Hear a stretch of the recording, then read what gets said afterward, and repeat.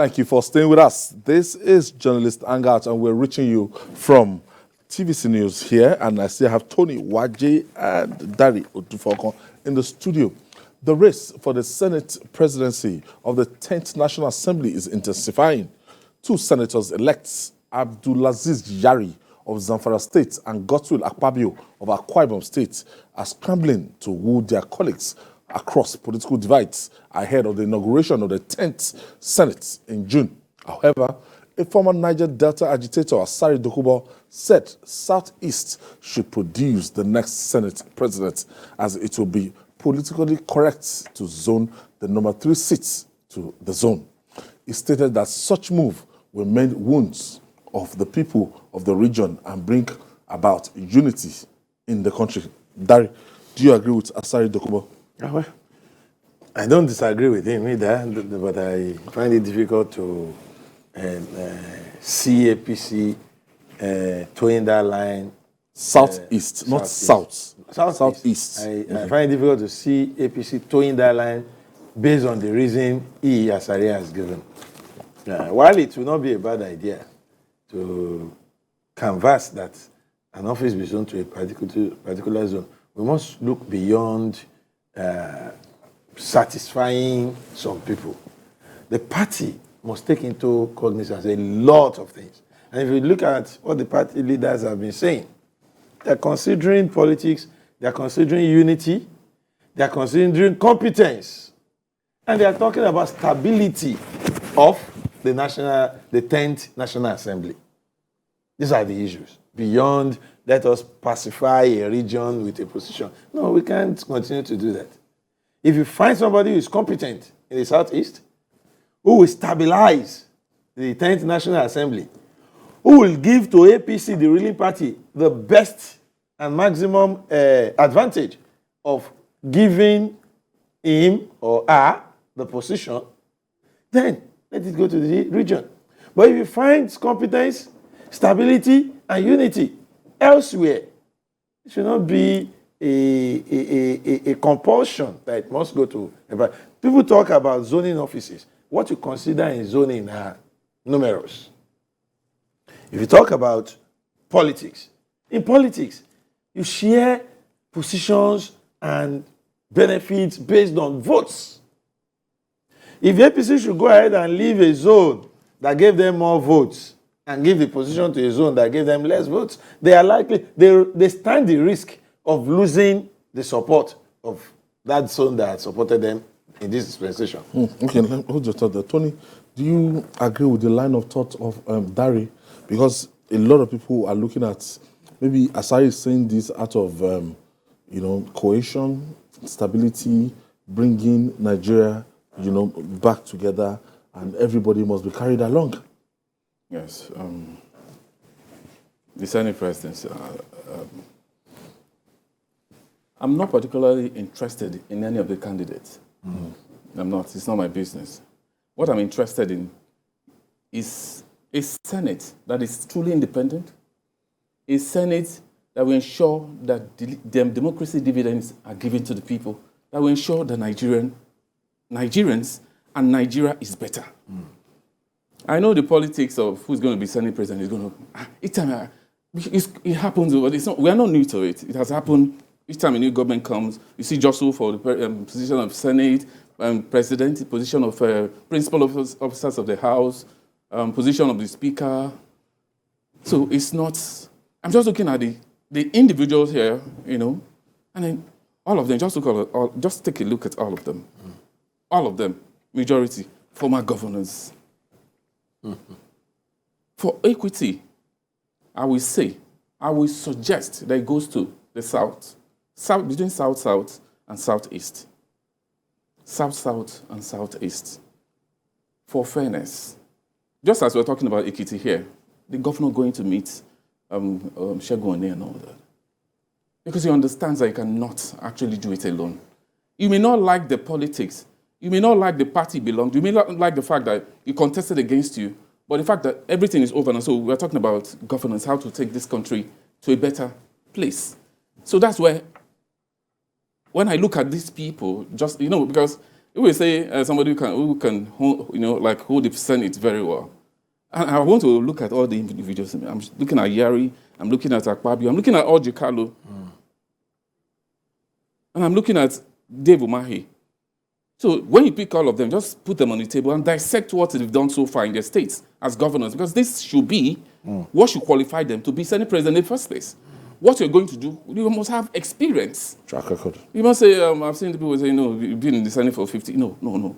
Yeah, if you can do well in the state, then it means you can handle the Senate. You've pretended over your state for 8 solid years, it means you can do better too at the Senate, because most of them are past ministers, governors, and past office holders. So, for me, those are the issues. Who are the contestants first? I see, let's take Dave Umahi. He's doing well in a Ebonyi state. He's done wonderfully well. But he's a greenhorn. Yes, he's a greenhorn. And that's exactly what I'm saying. Ranking and all. You see, you have governed a state. You can handle the Senate. That's my opinion. This issue of being in the Senate for 50 years. How about the rules? Go to the state. No, listen. The laws. This is the laws. But Akpabio is doing that already. Akpabio has been in the Senate. He's doing the Senate for how long? A term. So he's already a ranking senator. No, he's a ranking senator. But it matters. How long you spent there matters. But what you're bringing too. It's all about being in the Senate for a long time. Yes. Listen. What I'm trying to say. Some of them have been in the Senate for years. And please go to their constituencies and see what they've done. That's, for me, those are the results. Not being in the Senate, and the media has made you a very national figure. What you give to your people, because you're representing the people, you're representing, first and foremost, your constituency, because before you became a Senate president. Yeah. Your people sent you there to go and represent you. Anybody could have been at the Senate. Everybody in my constituency could be a senator. But you say, no, you go represent. So before you can, because we say a lot of people are running for offices and say, what have you done for people before you say you're going to fight for these offices? I think you get to that point where you start saying, what have you done for your people, not how long have you spent at the Senate. Yeah. Not ranking, but I've been saying it, I disagree with that. What have you done for the people who sent you to the Senate, both as a speaker and Senate as a senator, both as House of Rep member, House of Representative members, and Senate? What you've done for them will determine if you can do well as a Senate president. Because we've seen a lot of them. Lawan just finished. He's finished his tenure and he's stepping out. And we heard a lot when he was there. He was able to hold the Senate together. But go around and see the result, the achievement, and the feedback. For me, that matters a lot. What you have been able to do for the people who sent you on that mission. That will determine if you can be a Senate president. We can't leave the place of ranking. We can't. No, you can't dispute it. We should add what you should. I think we should add your achievements in your constituency to it. I would not be open to the idea of a new senator being Senate president. You see, it's beyond who you are.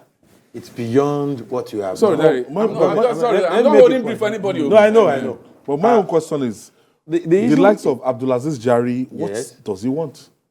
He was in the Senate. Abdulaziz Yari, 4 years. Two times the governor, chairman, governors forum, and right now the vice president is, is from the north, and to allow other zones. You're not getting what I'm saying. Let's take it one after the other. The issue of ranking. A greenhorn becoming Senate president, he would not be able to hold the Senate together. It's not about who you are. It's not about what you have done. It's about the rules, the procedures, the parliamentary. It takes time to learn that. You're saying a governor obviously been able to hold the state assembly for 8 years. No, he was not in the assembly. But he controls it. No, he didn't. Do you know he shouldn't control the assembly? But that's what happens. But the truth of the matter is that does not mean he knows the rules. That's not true. Except where we want to beg the issues. Yeah. So now, having explained that, that's my position. I don't think we should have a greenhorn as a Senate president. 1. 2, talking about zoning, it should be incontrovertible that the Senate presidency should come from the south. It should be from the south. And I'll give you not my microzone to the southeast. You see, anywhere south. If you say south, automatically the southwest is out of it. They have the presidency. Okay. That is why that leaves south and the southeast. Mm-hmm. And why am I saying this? I'm saying this because of what we have currently. The president-elect is a Muslim. The vice president-elect is a Muslim. let's ensure that the number 3 man is a Christian for balance. We cannot continue to ignore certain areas too. That's a necessity. So if we zone it to the south, either south-south or southeast, the possibility of having a Christian emerging from those is high. Having also said that, is the issue of political balancing. We cannot ignore the southwest as the presidency. The northeast is having the vice presidency. Either the south-south or the southeast must be in that trio. Let one of them also pick the Senate presidency. Okay. You understand? So the issue of speakership, we can also go to a place like the North Central and the Northwest. But Asari Dokubo is saying expressly now that he is specific. Southeast. That I disagree with him. I think both, like Tony said, Why do you think the Southeast, what do you think they don't merit it? I have not said they don't merit it. I'm only saying if you find people who can deliver in any of these two zones. Senator Orji Zakalu has indicated. Just like the likes of Akpabio has indicated. Just like the likes of Izuna have indicated. We can zero in on an individual. It's not as if we want to dash it out to one person. No, we are saying we are considering a lot of things. These zones are perceived not to have supported the ruling party as much as other zones. I agree. But do we need to do away with them? My answer is no. We should cut them. So we should look at it and say, look, throw it open. And for the president-elect and his party, they must be careful between these two zones. Either way, if you zone it to this particular zone, this other zone will feel marginalized. If you take it to the southeast, south-south will claim, they shout marginalization. Take it to south-south, southeast will claim marginalization. So allow the contest to be between these two zones. Whoever emerges from there, there are other principal offices. The other zones pick something else too. So at the end of the day, that's what will happen eventually. There are other principal offices. That we are not the party or the president-elect is not accused of favoring one zone over the other. Let them come out, indicate interest. Contest. Do the normal contest. Do the normal contest. And make sure other zones are not competing with them. And then reach out to your fellow senators. Because at the end of the day, they are the ones that will vote. Reach out, like Akpabio seems to be he's reaching out. I think he's the one actually in front from my own calculation. And I've heard him say, people, his loyalists are saying, the Southeast have had Senate President 5 times. It doesn't matter. Yeah, that's what they're saying. But the Southeast is saying for equity, fairness and inclusivity, we should be factored in. So now, if you look at, just as you said, that is where the president-elect has to come in. He does need to come in here. Sit all of them together. And I know, being an astute politician, he's watching this, and I'm sure he's making the right move, so that at the end of the day, everybody will go home happy. There are principal offices to be allocated at the end of the day. For instance, if the Southeast should get it, the South-South should have something. Else. The others, likewise, when you turn it the other way, if they come to the South-South, the Southeast to get something. So I don't think anybody at the end of the day will lose out. It's just the heat of the moment. I think you should just slow down a bit. At the end of this, by June, we know who the Senate President is. All right. Dari Odufor-Okon, I want to thank you for your contribution.